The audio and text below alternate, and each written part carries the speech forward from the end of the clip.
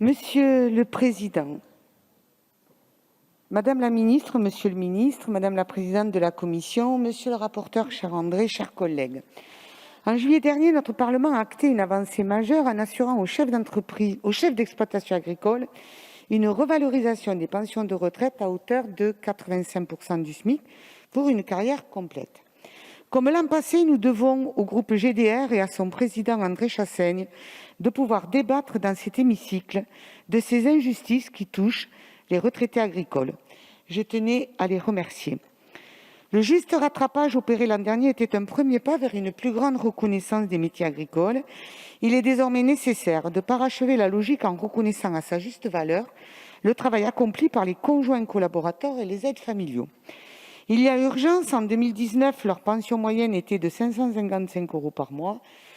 Comme tous ici, je ne me satisfais pas qu'une vie de travail donne lieu à une retraite à minima sous le seuil de pauvreté. Les premières victimes sont, cela a été dit, les femmes. Aujourd'hui encore, elles pâtissent d'une situation héritée du début du siècle, où leur travail n'était pas reconnu en tant que tel et où on se bornait à considérer qu'elles aidaient leur mari. En dépit d'une évolution de leur statut, le rôle actif qu'elles jouent dans les exploitations ne donne toujours pas lieu à un niveau de retraite satisfaisant. Il est d'ailleurs inférieur à celui de leurs homologues masculins. La proposition de loi que nous examinons aujourd'hui est une excellente opportunité pour corriger cette situation. En effet, celle-ci s'appuie sur 3 leviers complémentaires qui sont une première étape pour réduire les inégalités de pension et augmenter le niveau des retraites agricoles des plus faibles.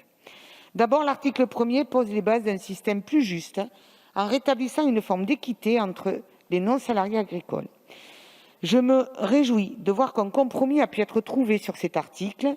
Les amendements que nous examinerons tout à l'heure permettront enfin d'aligner la pension majorée de référence des conjoints collaborateurs et aides familiaux sur celle des chefs d'exploitation. En établissant un montant unique pour la PMR, nous relèverons ainsi ce dernier de 555 € à 699 €. Par ailleurs, cet amendement prévoit le relèvement du seuil d'écrêtement de la PMR au niveau du montant de l'allocation de solidarité aux personnes âgées pour une personne seule. Cela garantira ainsi une augmentation du montant de ce plafond de 30 € pour être porté à 906 €. J'estime néanmoins que ce n'est qu'un premier pas. L'article initial avait pour ambition la convergence entre la PMR et le minimum contributif du régime général MICO. Je pense que cet horizon ne doit pas être perdu de vue.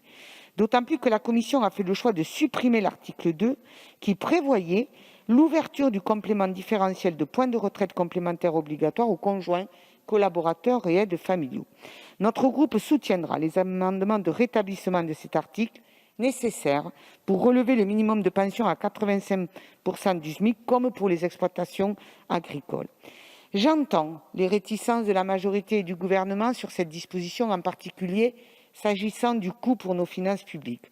Or, comme l'a indiqué le rapporteur André Chassaigne, le coût de cette mesure a déjà été réduit de moitié par rapport à l'année dernière en raison de l'écrêtement introduit qui évite de prendre en compte les pensions versées par d'autres régimes.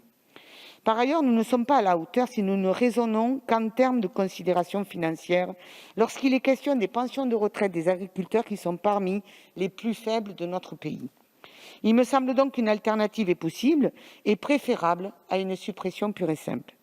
Je salue en revanche le nouvel article qui oblige la caisse de retraite à informer les pensionnés susceptibles d'avoir recours à l'ASPA. Mais j'insiste sur l'importance d'informer aussi les agriculteurs sur l'évolution des règles en matière de succession et d'uniformiser les règles dans tous les départements. Enfin, le troisième levier prévu par l'article 3 limite le statut de conjoint collaborateur à 5 ans, comme c'est le cas pour les aides familiaux. Cette évolution est bienvenue et permettra d'éviter aux personnes concernées, le plus souvent des femmes, de travailler sur un statut où les cotisations sont plus faibles, donc moins protecteurs au niveau des pensions de retraite. De manière générale, une réflexion plus large sur la revalorisation du statut de conjoint collaborateur et d'aide familiale devrait s'enclencher pour mieux reconnaître le travail qu'ils fournissent.